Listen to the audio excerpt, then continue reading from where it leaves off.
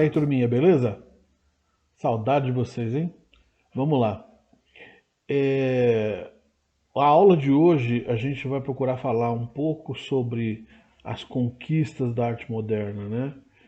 É, A gente fica às vezes muito preso na questão visual e vê aquelas obras do passado sendo feitas de uma maneira assim muito próxima do real, tal, que chegam a impressionar a gente, né? E aí a gente dá de cara com alguns trabalhos de arte moderna, e esses trabalhos de arte moderna têm deformações, têm simplificações, têm geometrizações que às vezes acabam não agradando todo mundo, né? Antes da gente entender como é que se chegou a esse ponto, né? Por que que o artista buscou trabalhar de uma forma diferente do que se ensinava nas academias de arte, vamos entender primeiro a liberdade artística que o artista moderno teve a partir do surgimento da arte moderna, né? Ele estava preso a um tipo de trabalho que só se preocupava em copiar a realidade, e de uma hora para outra abriu-se um leque enorme de opções, onde ele pôde se expressar de maneira mais livre e criando cada um estilo individual. Então vamos primeiro explorar esses estilos, de que tipo de liberdade que a gente está falando, antes da gente entender os porquês. Beleza? Vamos lá? Bora, galera. Vamos lá. Estilos de representação. Bom, o artista, assim como qualquer um de nós, é cheio de ideias. A diferença básica entre nós e o artista é que o artista ele se expressa de maneira mais criativa, se expressa graficamente, através da pintura, através da escultura, enfim, né? Mas essas ideias elas são trabalhadas nessas formas, e a gente pode falar dessas formas que o artista escolhe para representar os seus trabalhos, basicamente de duas maneiras distintas. Ele pode fazer, por exemplo, como Michelangelo lá no Renascimento, lá em 1504, né, que pegou aquela pedra que não era nem um mármore nobre, enfim, uma pedra que vários escultores se negaram a realizar esse trabalho, e ele, teimoso e claro, para conseguir ganhar a confiança e um trabalho bem remunerado, ele falou: não, dá essa pedra aí que eu faço. Ele simplesmente fez, né? Era uma pedra esquisita, comprida, com mais de 5 metros, e ele simplesmente fez uma das esculturas mais conhecidas do mundo, que é o Davi, né? Como não se trata de um mármore puro, um mármore Carrara, assim, limpinho, sem veios, sem nada, hoje em dia essa estátua tem alguns problemas assim de estar desmanchando na região ali do calcanhar do Michelangelo, e existe todo um estudo para se preservar essa obra aí e ela não desabar, né? Mas enfim, com uma pedra que não era nobre, ele fez uma das obras mais impressionantes aí, né? E a gente se impressiona porque, apesar de ser uma figura de 5 metros de altura, né, quando a gente se aproxima, veria como se fosse um gigante, só que é um gigante que tem formas humanas, né? A gente tem quase a impressão de que de repente ele vai descer dali e sair caminhando, né? Tamanha a proximidade da realidade. Então o artista ele pode buscar se aproximar, ou ele pode criar uma ilusão de realidade, desde que ele tenha talento para tanto, né? Certo? Esse é um caminho. Alguns outros, às vezes até estudam, às vezes até têm o talento para fazer um trabalho próximo do real, mas por uma questão de escolha fazem como o Marcel Duchamp, né? Que na essência as duas imagens aí, tanto o Davi do Michelangelo quanto esse quadro do Duchamp está mostrando basicamente a mesma coisa, uma pessoa sem roupa, né? Ali eu tenho o Davi nu, representado nu para lembrar as estátuas gregas, né? Os deuses gregos, eles eram representados lá na Grécia Antiga totalmente sem roupas, para que essa coisa da beleza física fosse um sinônimo da perfeição, né? Então a gente vê aí um Davi, apesar de ser um personagem bíblico, representado como um deus grego, né? Curioso. Mas enfim, é uma pessoa sem roupa, né? E ali a gente vê outro quadro falando nu descendo a escada. Então ali eu também tenho uma pessoa sem roupa, mais difícil de se enxergar. Mas se você prestar atenção aqui no canto inferior esquerdo da imagem, a gente consegue ver alguns degraus. Então a escada a gente já sacou onde está, né? E aí esses retângulos logo acima da escada nada mais são do que as pernas da pessoa em movimento, né? Imagine que a pessoa venha descendo dos degraus de cima até embaixo e eu tenho repetidas vezes encaixado a perna e a coxa em movimento aí em cima, ou seja, essa repetição de figuras simboliza a figura em movimento, né? Maluco isso, mas enfim, o artista ele pode escolher, ele pode por escolha própria se aproximar da realidade ou fugir totalmente da realidade, ele se abstrair da realidade. E aí esse termo abstrair dá origem à abstração, que dá origem àquela definição de arte que a gente está acostumado a falar em arte abstrata, mas arte abstrata não existe um só tipo de abstração, né? E é isso que a gente vai acabar explorando aqui dentro. A princípio, ou você copia a realidade ou você foge da realidade. Não tem como ser mais real que a realidade.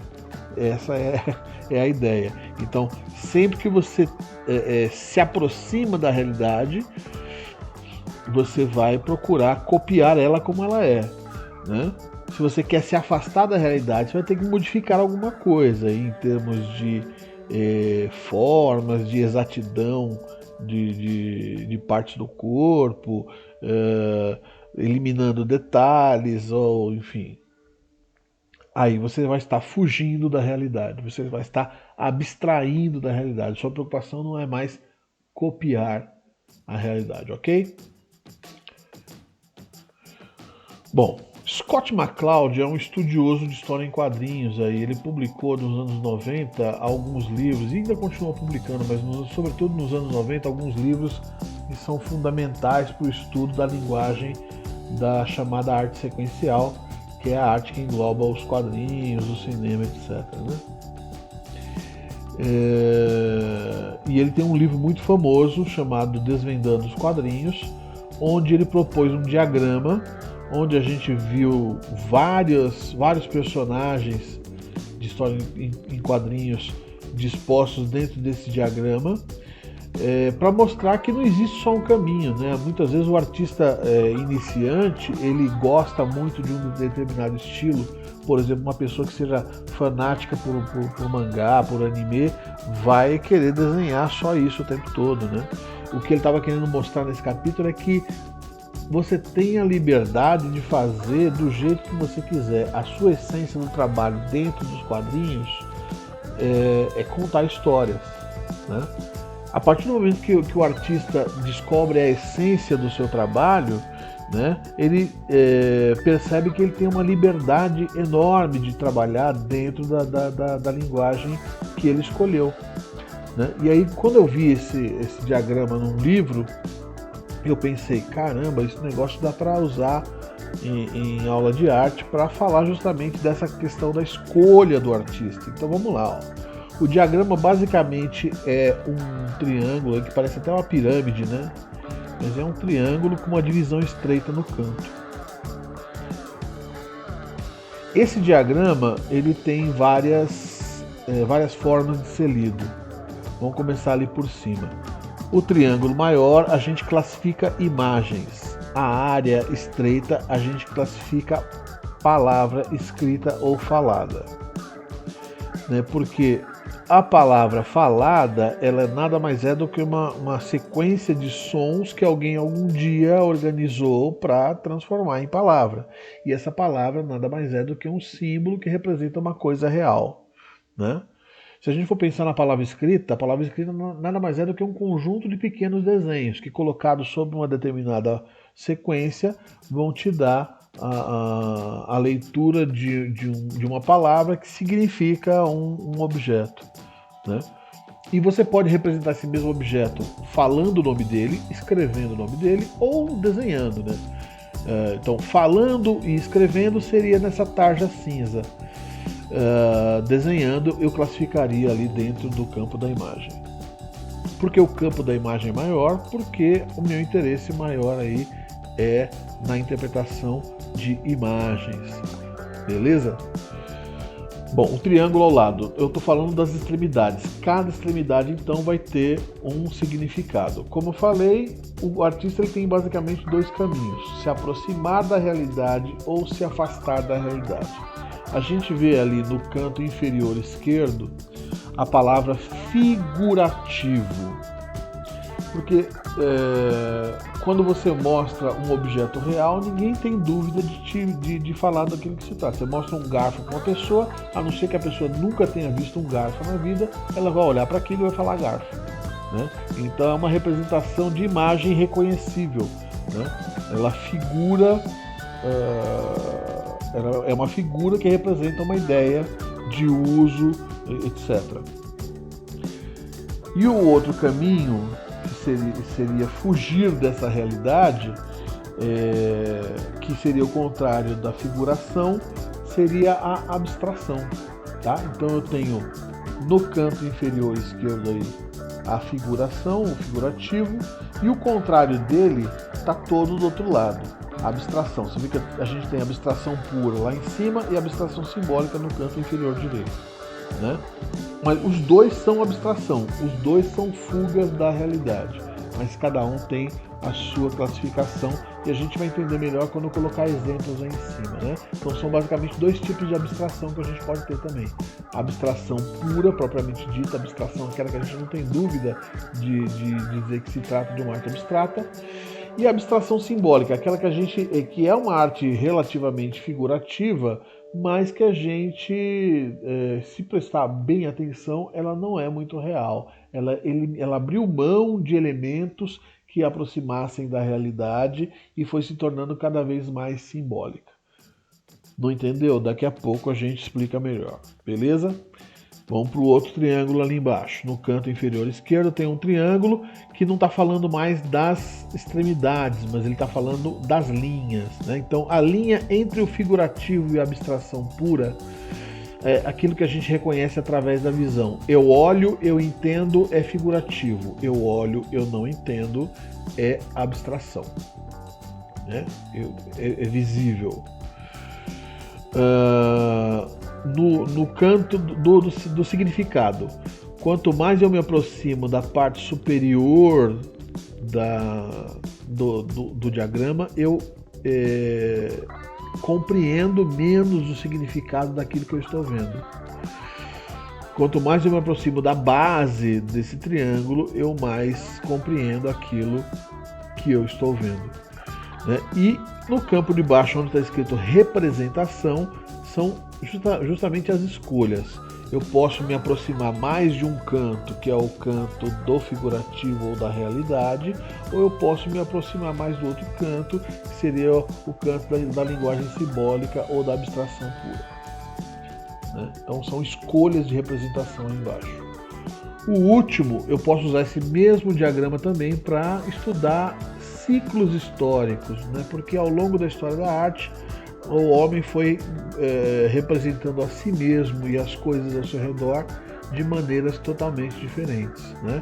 Tem épocas que ele fez mais real, tem épocas que ele fez mais abstrato, tem épocas que ele fez mais simbólico, e a gente percebe que há um giro no sentido ali que está sendo mostrado normalmente em toda a história da arte. A gente sai do figurativo para o simbólico, do simbólico para a abstração pura, retorna ao figurativo, e só quando chega a arte moderna esse ciclo histórico para de girar e o artista percebe que ele pode se expressar de qualquer maneira classificável que esteja aí dentro.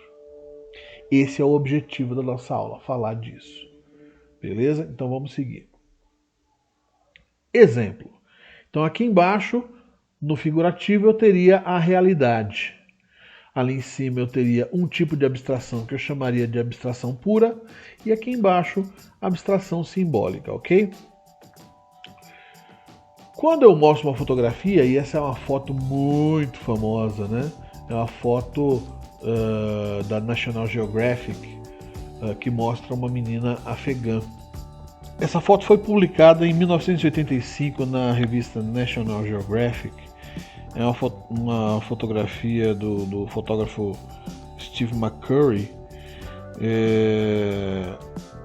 E é o rosto de uma jovem refugiada afegã na época em que os talibãs tomaram o poder no Afeganistão. Depois, muitas décadas depois, ele voltou ao Afeganistão, foi procurar essa mesma menina, que na época tinha 11 anos, para tirar uma nova fotografia dela, né? E ele conseguiu reconhecer porque ela manteve esse mesmo olhar espantado, né? Tá com o rosto mais envelhecido, etc. Mas ela mantém o mesmo olhar e, enfim, são traços que se você não prestasse atenção nas minúcias da realidade, você não reconheceria. Por isso que a gente diz que a fotografia é o que mais se aproxima da realidade, né? Não tem um outro tipo de representação de imagens que seja assim tão próxima da realidade quanto a fotografia, né? Então, se eu fosse colocar uma fotografia como essa ou como qualquer outra de outra pessoa dentro desse diagrama de classificação de imagens, onde deveria ser colocado? Ali, no canto próximo da realidade, ok? A abstração pura, ela trabalha com formas, trabalha com texturas, trabalha com cores, mas as formas, dependendo da maneira como elas estão combinadas, elas podem não ter nenhum significado para a gente, né? O que eu estou vendo ali basicamente são bolinhas pequenas, uma bolinha grande, uma curva, mas isso não tem significado nenhum para mim. Quando você vê formas, cores, texturas e não consegue reconhecer nada figurativo, a gente diz que se trata de uma arte abstrata. E no nosso caso aqui, para a gente ser bem específico, é uma abstração do tipo pura, ok? É pura abstração. Fugiu tanto, mas tanto da realidade que a gente não consegue reconhecer nenhum traço que puxe para o real. Beleza? Agora é engraçado, se eu pegar essas mesmas formas e organizar de uma maneira diferente, as duas bolinhas escuras, a bolinha clara maior e a curva, eu formo uma carinha. E é engraçado que todo mundo sabe que isso não se trata no rosto de uma pessoa. Imagina, você está andando na rua, aí vem andando uma pessoa com a cabeça exatamente redonda, uma bola de carne redonda, sem orelhas, sem cabelos, né? Em vez de olhos tem 2 furos, em vez de boca tem um rasgo em forma de curva, né? Corre que é filme de terror, cara. Enfim, mas é engraçado que apesar de totalmente absurdo, a gente olha para um elemento como esse e não consegue dissociar do rosto, né? É um rosto. O cara que criou essa figura do Smiley também lá nos anos 80, ele fez para alegrar os colegas de serviço que estavam numa carga de trabalho muito grande, e ele quis criar uma campanha dentro da empresa onde as pessoas buscassem ver o lado bom das coisas e tentassem resgatar essa felicidade para aumentar a produtividade, né? E aí ele fez alguns crachás com essa imagem e distribuiu para os colegas de serviço, né? Fez um sucesso assim instantâneo dentro da empresa. O dono da empresa resolveu fabricar essas imagens e pôs à venda, né? E a partir daí viralizou, né? Se tornou uma imagem de domínio público, apesar de ela ter sido criada por uma pessoa, né? Hoje em dia faz parte de muitos ícones dentro do nosso celular, por exemplo, né? E funciona, a gente olha e entende como pessoa, apesar de saber que não se trata de uma pessoa real, né? Existe uma característica dentro da nossa mente chamada de pareidolia, que a gente é a nossa capacidade de enxergar a figura humana em objetos inanimados. De repente você está andando numa rua, você olha para uma fachada numa casa e num instante te passa aquela ideia rápida na cabeça de que as janelas são os olhos, a porta é a boca, e você olha e não consegue olhar para determinada casa sem enxergar essa carinha, né? Tem algumas tomadas que a gente olha, a gente vê rostos dessa maneira, né? Tomadas elétricas, enfim. Então essa nossa habilidade, que é uma coisa ancestral, né? É uma coisa quase que instintiva, para que a gente reconheça mais rápido, é uma ferramenta de reconhecimento mais rápido do ser humano, né? Para que ele possa ver, talvez lá muito ancestralmente, quem é seu semelhante e quem pode ser o seu predador, né? Então é uma característica até que intuitiva, né? Mas é engraçado que a gente enxerga isso. É muito usado na indústria automobilística, né? Eles encaram os faróis como olhos, o para-choque como boca, né? E aí faz um desenho de uma frente de um automóvel com uma expressão de raiva, né? Os olhos inclinadinhos, tal, para um carro mais esportivo. Quando é um carro mais família, faz o olho mais regular, como se não fosse uma expressão mais nervosa, fosse uma expressão mais calma, serena, né? É engraçado isso, né? Então a gente fazer a associação do rosto com uma coisa que não se trata rosto, não se trata de ser um rosto, né? Então essa figura do smiley nada mais é do que um símbolo, né? Ela não pode ser real, né? Então ela é o oposto do real, ela é uma abstração, mas não é uma abstração pura, porque na abstração pura a gente olha e não entende nada. Como a gente olha aqui e reconhece figuras, então se trata de uma abstração simbólica. Acho que agora está começando a dar para entender um pouco melhor como é que funciona esse diagrama, né? E naquele pedacinho do lado é o pedaço que a gente coloca para a linguagem escrita ou falada. Em algum momento da história da humanidade, alguém fez um rabisco e chamou aquele rabisco de R, que significa o som raspado da garganta, né? Assim como aquela bola passou a ser um símbolo do O, né? E aí quando você junta o R com o O, vira RO, né? Então esses desenhos e essa sequência de desenhos transformada em palavras foi inventada por alguém na história da humanidade. Na essência continua sendo tudo símbolos, né? Por isso que eu colocaria esse rosto bem próximo ali do outro rosto na abstração simbólica. Ele está no limite, né?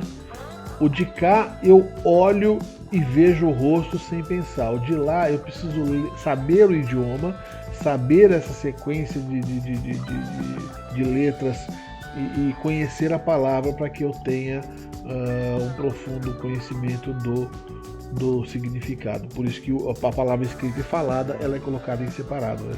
A comunicação feita por imagens ela é mais instantânea e mais instintiva, diria eu. Ok?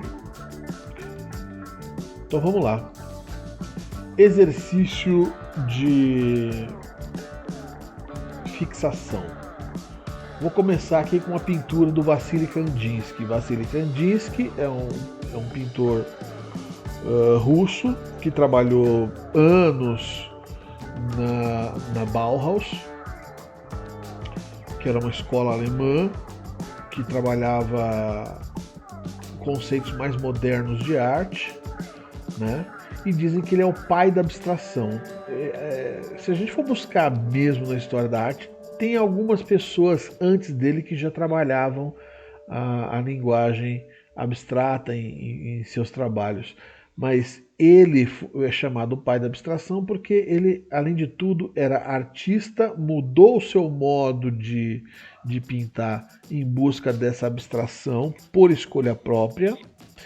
E além de artista, ele era professor. E sendo professor, ele escreveu tratados sobre esse tipo de composição de formas, figuras e cores para criar essas imagens abstratas, né?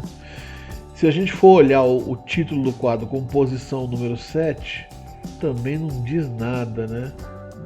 A gente olha para a imagem e não consegue reconhecer nenhum objeto aí perdido, né?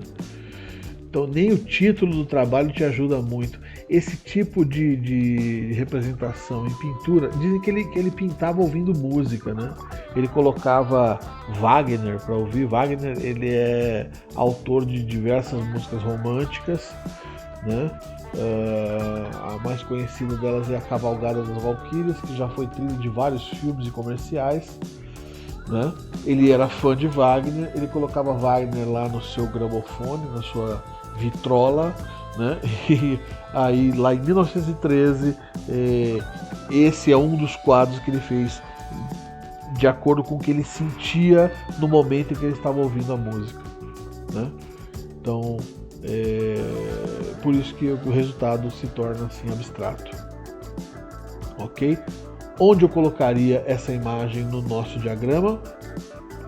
Óbvio, lá em cima, né? Na abstração pura. Vamos seguir. Hugh Jackman, o Wolverine, né? Não tem como a gente dissociar mais ele do personagem. Enfim. Ou eu posso te falar assim, sabe aquele ator Hugh Jackman? Nunca ouvi falar. Aquele que fez o Wolverine. Aí pela associação da imagem você, eu me liguei. Ou se eu não te falasse nada e só mostrasse a foto, você ia falar, o Wolverine, né? Então a fotografia é o melhor jeito de se aproximar da realidade. Onde eu colocaria o Wolverine? Ali naquele canto, né? Mona Lisa. Mona Lisa também é uma figura humana. Se eu não tivesse colocado uma fotografia antes dela, a gente ia falar que ela é muito real, né? Agora, comparando a imagem da foto com a imagem da Mona Lisa, você fala assim, não, isso realmente é uma pintura muito bem executada, é uma pessoa com proporções reais, existe um cenário real por trás dela, mas ainda assim a fotografia ela é muito mais realista, né? Então a Mona Lisa, La Gioconda, foi pintada há 1500, tem a idade do Brasil, né? Idade do Brasil esse quadro. Foi pintada em 1500 e a gente colocaria ela onde? Aqui, do ladinho, porque ela é próxima do real, mas não tão real quanto a fotografia.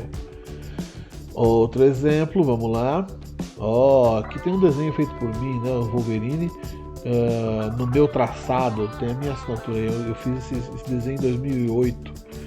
Pois bem, né, a intenção dos desenhistas de super-heróis apesar de ser toda uma realidade fantasiosa, né, pessoas que voam, pessoas que têm esqueleto de metal, como no caso dele, fator de cura, etc, né?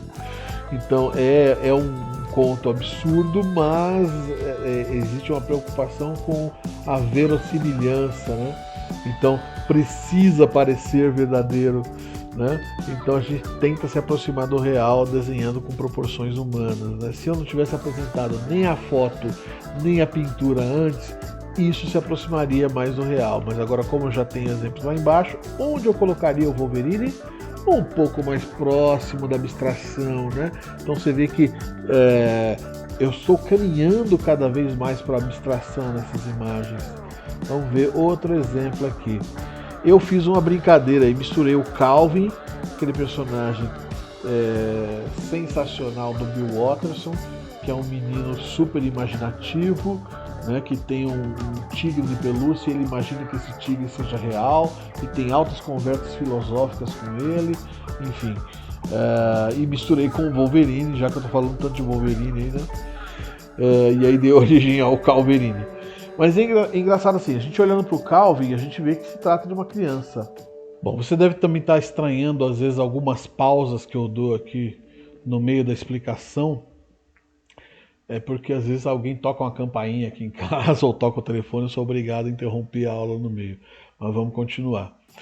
Então, a gente olhando para essa figura do Calvin, se a gente for prestar bem atenção, ela é bem absurda, né?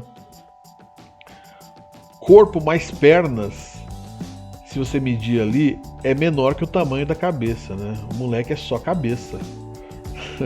As perninhas dele são mais curtas que os braços, né? Ele é basicamente um monstrinho, mas a gente não enxerga ele como um monstrinho, né? A gente enxerga ele como uma criança normal. Enfim, né? Então é uma forma muito simplificada da figura humana que a gente entende de boa. Então o exemplo do Calvin aí eu colocaria onde? Colocaria como abstração, porque é uma figura humana abstrata, você vê que ele não tem proporções reais de uma criança, né? Mas ainda assim a gente entende que se trata de uma criança, então é uma abstração simbólica, ele funciona mais como um símbolo de uma criança. Ok? Continuemos. Fiz uma caricatura minha, essa aqui já está antiguinha já, de 2004, acho que isso aí. É antiguinha mesmo. Claro, é óbvio que eu não sou assim, né? Mas as pessoas olham e falam, nossa, eu fico parecido com você, né? A caricatura vem do italiano caricato, que quer dizer carregado. Então você carrega, você exagera em algumas coisas, né? Você se baseia na realidade, mas você vai além da realidade. Se a pessoa tem um nariz um pouco grande, você faz um nariz gigantesco. Se a pessoa tem, sei lá, uma sobrancelha grossa, você faz uma sobrancelha gigantesca. Enfim, a caricatura é a arte do exagero, né? Então ela tem correspondência com a realidade, mas é uma deformação dessa realidade. É uma deformação que se aproxima muito mais da abstração simbólica do que da realidade. Então, onde eu colocaria a caricatura? Eu colocaria a caricatura aqui, ó, mais ou menos no meio, né? Vamos para mais um exemplo. Anime, mangá, né?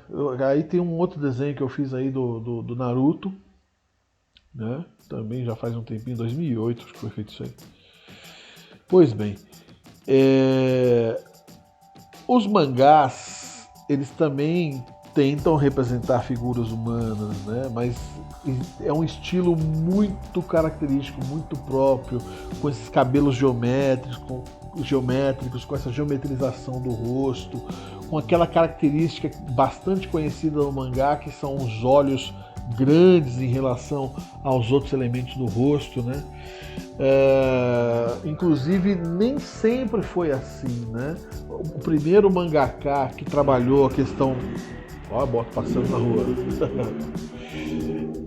O primeiro mangaka que trabalhou essa questão dos olhos grandes foi o criador do Astro Boy, Osamu Tezuka. Osamu Tezuka era pequeno quando os Estados Unidos ainda estavam ocupando o Japão no pós-guerra, né? E sob o pretexto de reconstruir o Japão após as bombas, os norte-americanos levaram toda a cultura deles para lá, né? Então, o que os Estados Unidos tinha de mais forte na época era o cinema, né? E um dos grandes destaques do cinema eram as animações de Walt Disney, né? E diz que quando ele assistiu o desenho do Bambi, né, pela primeira vez, ele ficou encantado com aqueles olhos gigantes dos personagens e resolveu fazer os seus personagens que ele desenhava em casa com olhos grandes, né? É engraçado que a gente pensa que é uma característica que veio da tradição das ilustrações japonesas, mas não é, né? É influência norte-americana essa questão dos olhos aí, que o Osamu Tezuka começou a utilizar nos seus desenhos. E aí, Osamu Tezuka se tornou um dos mangakas mais conhecidos do Japão e muita gente tentava imitar o estilo dele, né? E nessa de imitar o estilo, trabalhava os olhos grandes. E aí acabou se tornando uma característica comum a vários mangakas em todo o Japão, né? Tá vendo? Tio Fábio também é cultura. Então vamos lá. Mas você vê, então essa deformação toda lembra uma figura humana, mas é uma figura humana mais geometrizada, mais simplificada. Eu colocaria então o mangá entre a caricatura e a abstração simbólica ali do Calvin. Percebe que na parte de baixo aí eu tenho tudo figuras humanas, né? Que vão do mais real para o mais simbólico, né? Que saem da realidade para a abstração, mas ainda assim mantendo a compreensão. Será que entre essa foto do Hugh Jackman e a abstração lá em cima do Kandinsky, abstração pura, eu posso ter passos intermediários? Claro que eu posso. Será que entre a figura do Calvin e a pintura do Kandinsky lá em cima eu posso ter passos intermediários? Claro que eu posso. Será que entre as três extremidades desse triângulo eu posso ter passos intermediários? Claro que pode, né? A gente usa esse diagrama justamente para descobrir isso. A gente percebe que não tem só um modo de se expressar. Você pode se expressar da maneira mais próxima da realidade, fazendo uma pintura como a Mona Lisa. Você pode trabalhar uma figura humana de uma forma quase que simbólica, se você for um desenho de mangá, por exemplo, né? Ou partir para a abstração pura lá em cima, que a gente vê no trabalho do Kandinsky. Né? Mas não são os únicos caminhos, eu tenho caminhos intermediários. Vamos colocar mais exemplos, né? Aqui eu tenho O Grito de Munch, uma das obras mais conhecidas da arte moderna, onde a gente vê uma ponte, duas figuras sinistras lá no fundo e uma figura estranha aqui no meio, gritando, de mãos no rosto, né? Existe até um símbolo no meio dos nossos emoticons do celular que é inspirado nessa figura, né? Você vê o tamanho e o impacto desse quadro na história humana. Claramente se trata de um grito de dor, né? A gente percebe por essas nuvens em tons vermelhos, em contraste com a escuridão do fundo, com essas formas meio curvas, né, que vão criando um ambiente meio que de sonho, meio que de agonia, né? O fato de eu ter duas figuras sinistras lá no fundo, né, não dá para saber se essa figura está fugindo delas ou se ela foi ignorada por elas, mas de qualquer forma você vê que é engraçado. Não tem cabelo, não tem orelhas, não tem nariz, e ainda assim a gente consegue perceber a expressão e o grito, né? Um grito exagerado, o formato do rosto deformado parece uma lâmpada, né? Então é uma abstração, né? É uma abstração. E digo mais, é uma abstração que está entre a abstração total e a simbólica, né? Porque eu ainda consigo enxergar figura humana, muito embora essa figura humana esteja totalmente deformada. Vamos para outro exemplo. Aqui a gente tem a pintura do Salvador Dalí, A Persistência da Memória, onde a gente vê esses relógios derretidos, etc. E é engraçado, né? Apesar de todos os absurdos que a gente tem na cena ali, tem uma coisa espalhada pelo chão que parece algo como pele, que tem até alguns elementos humanos, tipo, você tem a impressão de estar vendo um olho fechado com cílios longos, você tem a impressão de estar vendo um nariz, uma língua ali, né? Então tem algo de humano, mas ao mesmo tempo é uma coisa assim meio que abstrata, né? O relógio que funcionaria normalmente, ele está derretido, né?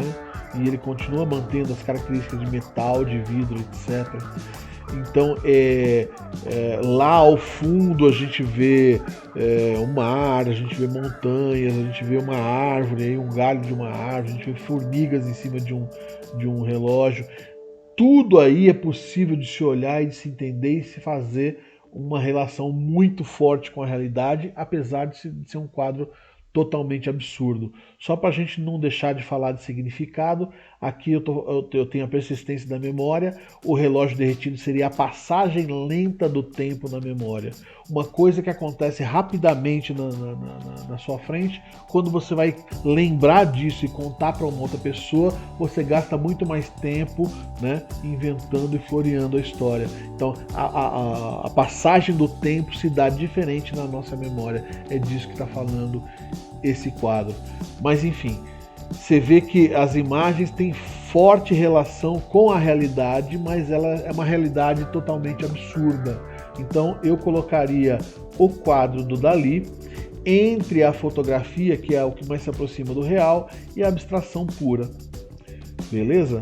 Será que tem algo que teria os três elementos? Algo de abstração pura, algo de abstração simbólica, algo de realidade? É mais complicado de se achar, mas vamos tentar. Né? A gente pode falar, por exemplo, aqui desse busto esculpido por Modigliani, cabeça de mulher, fortemente inspirado em arte africana. A gente vê a geometrização das formas, que é uma característica, por exemplo, da arte africana, que é para que a gente não tenha a representação de uma pessoa específica, mas que seja um exemplo genérico. Então essa cabeça de mulher é uma cabeça que tem a ver com todas as mulheres do mundo, não é uma cabeça específica de uma mulher, né? Seria essa talvez a relação. E a gente vê aí o nariz alongado, a boca minúscula, os olhos minúsculos, o pescoço alongado, né? Então há uma deformação muito grande, a gente tem até dificuldade de entender mais ou menos como é que é o cabelo aí atrás, então tem coisas de abstração pura, mas ao mesmo tempo você consegue entender que se trata de uma figura humana, então tem coisas de abstração simbólica, né? E dá para perceber que é uma mulher, não um homem, né? Então tem um quê de realidade. Eu colocaria tranquilamente, sem sombra de dúvidas, essa escultura do Modigliani bem lá no centro do nosso diagrama. Percebeu como é que funciona então esse diagrama? Em linhas gerais é isso. Beleza, pessoal?